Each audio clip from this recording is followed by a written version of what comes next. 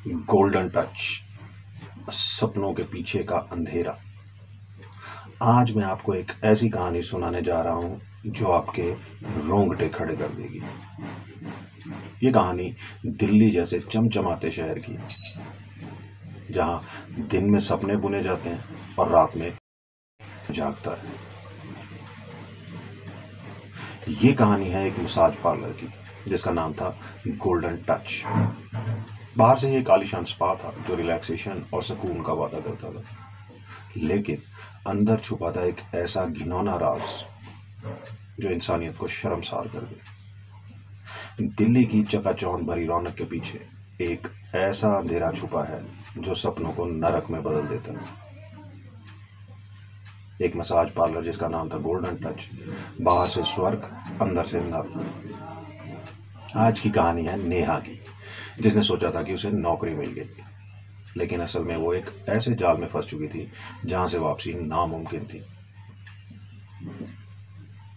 क्या वो इस अंधेरे से बाहर निकल पाएगी, या फिर गोल्डन टच उसकी आखिरी गलती साबित होगा? आइए जानते हैं।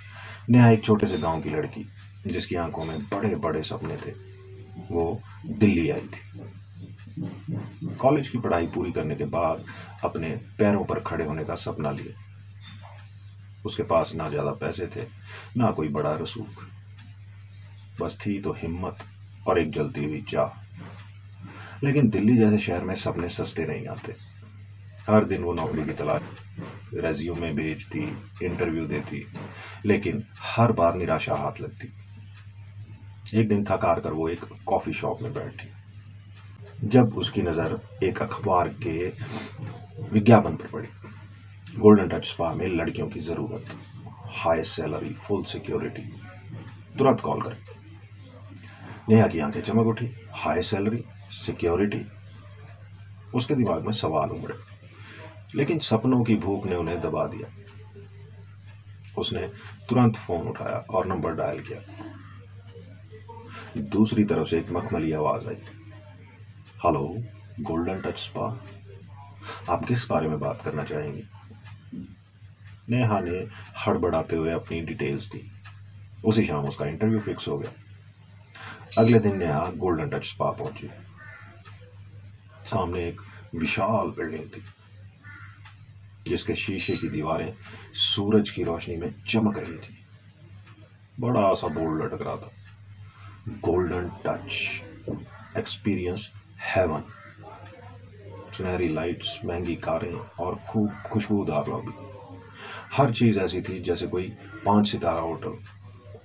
नेहा का दिल जोर जोर से धड़क रहा था। वो सोच रही थी, क्या मैं यहाँ काम कर पाऊंगी? क्या ये मेरे सपनों की शुरुआत है? इंटरव्यू रूम में उसे मिस्टर मल्होत्रा से मिलवाया गया।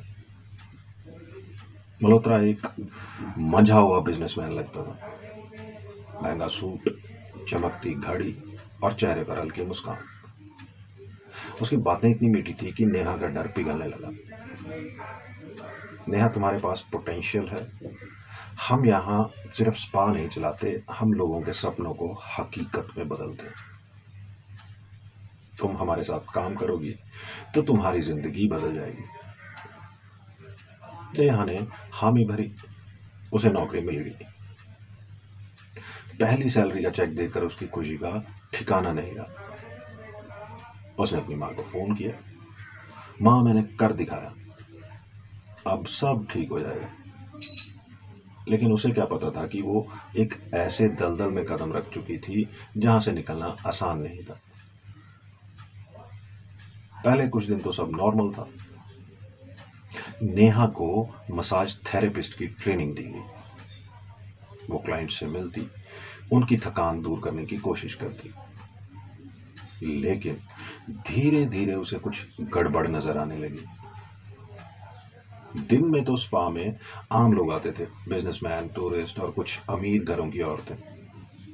लेकिन रात के समय माहौल बदल जाता था। अजीब से लोग आने लगे।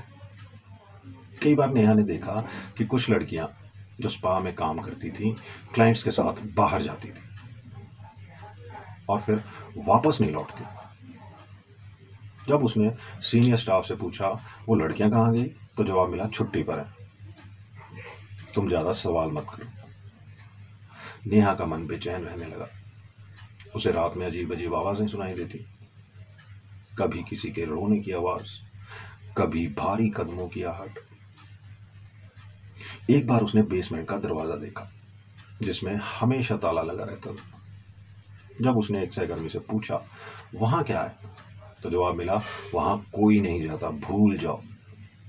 लेकिन नेहा भूलने वालों में से नहीं थी। एक रात जब स्पा बंद होने वाला था और सारा स्टाफ जा चुका था, नेहा ने देखा कि मल्होत्रा कुछ आदमियों के साथ बेसमेंट की ओर जा रहा है। उनके चेहरों पर एक अजीब सा तनाव था। नेहा की जिज्ञासा ने उसे मजबूर कर दिया। वो चुपके से उनके पीछे चल पड़ी। बेसमेंट का दरवाजा और लोहे का था, लेकिन उस रात शायद जल्दबाजी में वो पूरी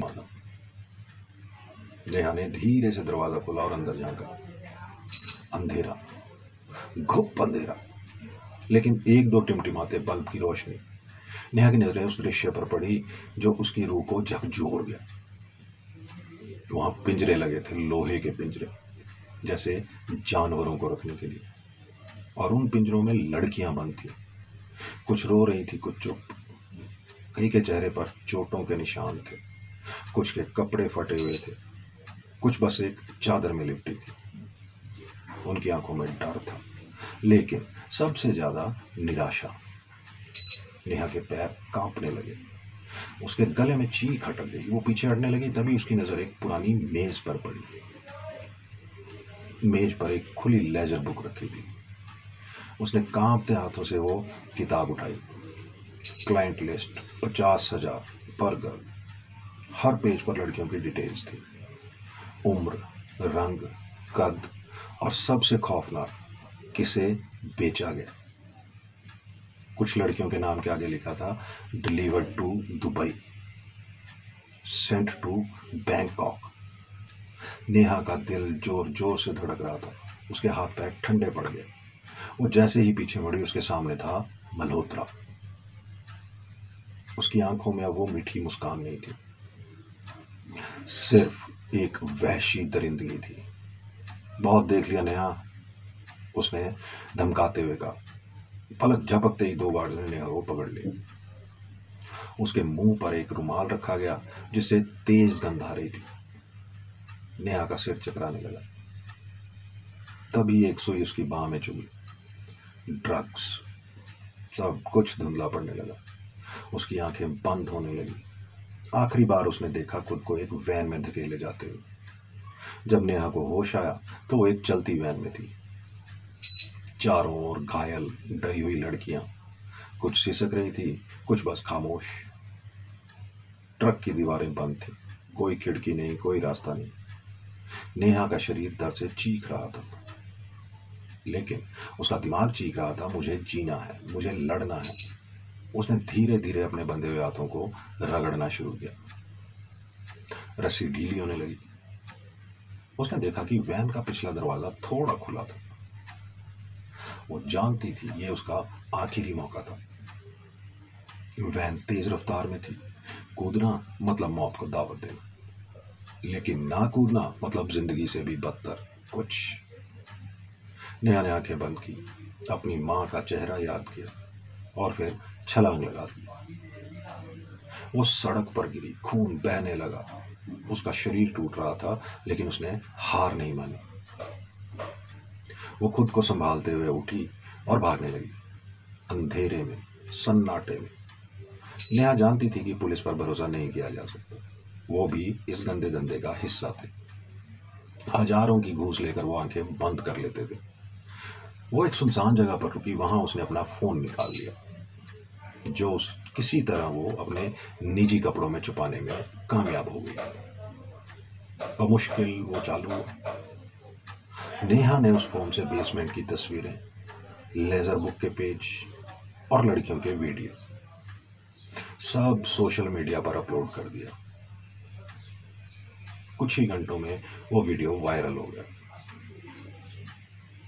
लाखों लोग जाग उठे, हैशटैग ट्रेंड करने लगे। Hashtag save the girls, hashtag golden touch exposed, hashtag justice for Neha. TV चैनलों पर ब्रेकिंग न्यूज चलने लगी, जनता का गुस्सा सड़कों पर उतर आया। पुलिस जो अब तक सो रही थी मजबूरी में हरकत में आई। गोल्डन टच पर रेड पड़ी। 20 मिनट से 28 लड़कियां रेस्क्यू की गई। मल्होत्रा और उसके गुंडे गिरफ्तार हो गए। नेहा अब सिर्फ एक लड़की नहीं थी, वो एक आंदोलन बन गई, एक ऐसी आग जो अंधेरे को जला रही थी। 1 महीने बाद नेहा एक नए शहर में थी, नई पहचान, नई जिंदगी। सब कुछ शांत लग रहा था। वो सोचने लगी थी कि अब सब ठीक हो जाएगा। तभी फोन बजा। स्क्रीन पर अनजान नंबर। नेहा ने हिचकिचाते हुए फोन उठाया। दूसरी तरफ से एक ठंडी खौफनाक आवाज आई, हम तुम्हें भूले नहीं नेहा। नेहा का दिल दहल गया। वो सड़क पर इधर उधर देखने लगी। दूर एक काली आग उसे घूर रही थी। धीरे धीरे वो उसके पीछे चलने लगी। नेहा की कहानी सिर्फ एक किरदार नहीं है, ये उन हजारों लड़कियों की आवाज है जो सपनों के नाम पर अंधेरे में धकेल दी जाती है।